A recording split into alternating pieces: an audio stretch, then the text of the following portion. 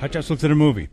American Gangster is the latest in a long line of movies about America in the 60s and 70s, the latest in a long line of gangster movies, and the latest in a long line of terrific movies directed by Ridley Scott and starring Denzel Washington and Russell Crowe. Oh, and it's based on a true story. The main characters are still alive, but they're not still doing what they were doing back then. The story begins in 1968 in New York City and follows the lives of its two principal characters, gangster Frank Lucas and police detective Richie Roberts. Lucas is the driver and personal bodyguard for a Harlem gangster named Bumpy Johnson, and when Johnson dies, Lucas takes over Johnson's illegal drugs business and runs it the way he saw Johnson run it, except for one significant detail.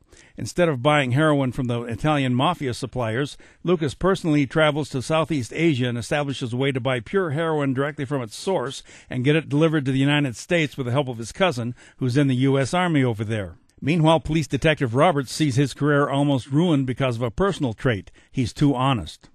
Roberts and his partner get a tip, and they break into the trunk of a car where they discover $987,000 in cash.